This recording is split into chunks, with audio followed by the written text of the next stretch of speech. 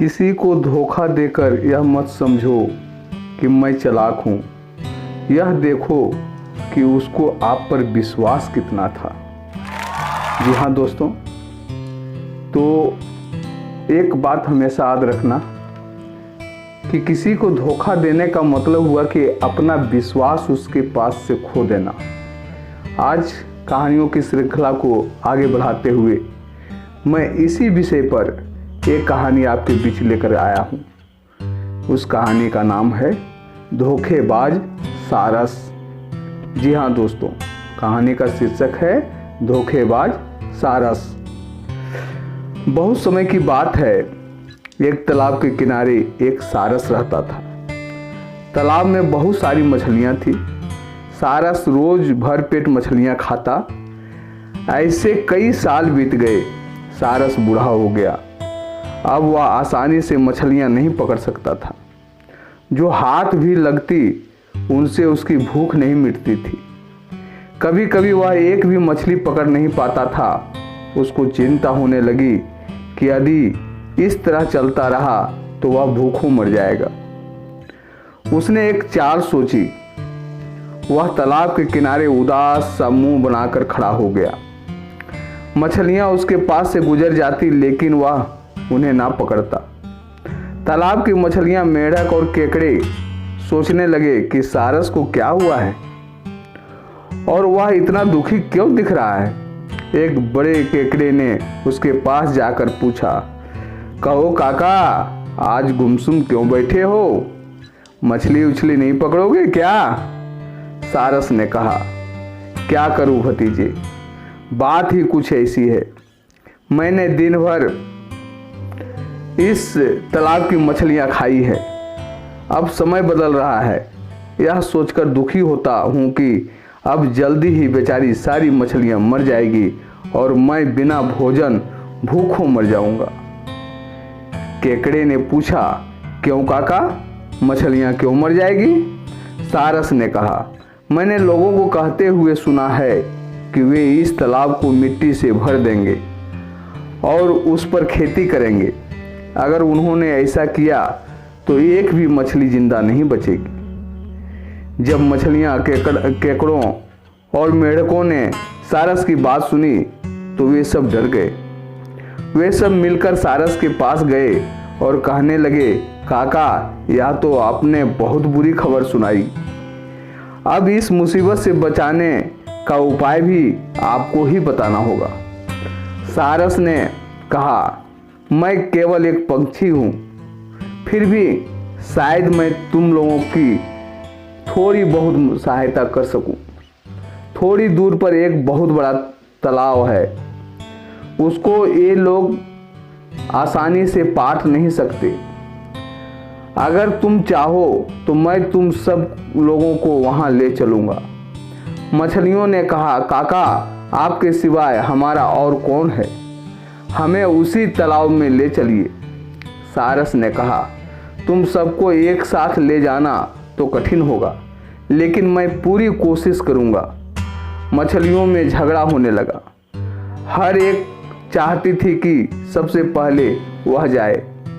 सारस ने कहा, तुम सब धीरज रखो, मैं सिर्फ 2-4 ही अपनी चोंच में ले जा सकता हूँ।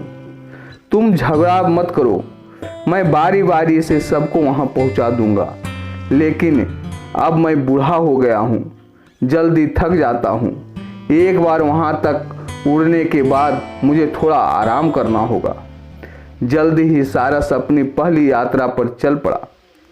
वह कुछ मछलियों को चोंच में दबाकर उड़ा, पर किसी दूसरे तालाब में जाने के बजाय वह उन्हें एक चट्टान पर ले गया। वहां पर उन मछलियों को मारकर चट कर गया। उसके बाद वह फिर वापस तालाब पर पहुंचा। कुछ मछलियां और चोंच में दबाई और उड़ चला। भरपेट मछलियां खाकर सारस को नींद आ गई और वह सो गया। जब वह सोकर उठा तो उसको फिर भूख लग गई। वह फिर उस तालाब पर पहुंचा और कुछ और मछलियों को ले आया। उनको भी वह उसी तरह चट्टान पर ले गया और मारकर खा गया। इस तरह जब उसको भूख लगती तो कुछ मछलियों को दूसरे तालाब पर पहुंचाने के बहाने लाता और मारकर खा जाता। अब तालाब में थोड़ी ही मछलियां बची थी। उनमें एक केकड़ा भी था। उसने भी सारस से कहा, मेरी भी जान बचाइए काका, मुझको भी यहाँ से ले चलिए। सारस ने मन ही मन सोचा, चलो एक दिन केकड़े का ही भोजन किया जाए, मुंह का स्वाद भी बदलेगा। फिर वह बोला, हाँ हाँ, मैं यहाँ तुम्हारी सहायता करने के लिए ही तो खड़ा हूँ, चलो मैं तुम्हें दूसरे तालाब में ले चलता हूँ। वह केकड़े को लेकर उड़ा। रास्ते में केकड़ों को कहीं भी पानी नहीं दिखाई दिया। इतने में उसने देखा कि सारस आगे जाने की बजाय नीचे उतर रहा है। केकड़े ने पूछा, काका यहाँ तो कोई तालाब नहीं है, फिर आप यहाँ क्यों उतर रहे हो? वह तालाब कहाँ है जहाँ आप मछलियों को ले गए थे? सारस ने हंसकर कहा, नीचे जो चट्टान देखते हो ना, मैं तुमको वहीं ले जा रहा हूँ। वहीं सारी मछलियों को भी मैं ले गया था। केकड़े को चट्टान साफ दिखाई दे रही थी। उस पर मछलियों की ढेर सारी हड्डियां बिखरी पड़ी थी। वह समझ गया कि सारस मछलियों को मारकर खा गया है और अब उसको भी मारने का इरादा से वह लाया है। अपने सांड जैसी चंगुल में उसने सारस की गर्दन दबा ली। सारस ने गर्दन छुड़ाने की कोशिश की, लेकिन केकड़ा अपना नोकीली चोंच उसकी गर्दन पर चुभाता ही गया, यहाँ तक कि सारस की गर्दन कट गई। सिर घसीटता हुआ केकड़ा तालाब तक पहुंचा। वह रहता था। मछलियों ने केकड़े को वापस आते देखा तो पूछने लगी, क्या बात है भैया, तुम लौट क्यों आए? सारस काका कहाँ गए? केकड़ा मुस्कुरा कर बोला, काका तो नहीं आए, हाँ उनका सिर लाया हूँ। उसने मछलियों को बताया कि सारस किस तरह से उनको धोखा दे रहा था और अब उसने उसको मार दिया है। तो दोस्तों, बुरा कर्म का बुरा नतीजा, क्यों भाई चाचा हाँ भतीजा वाली कहानी यहाँ हो गया।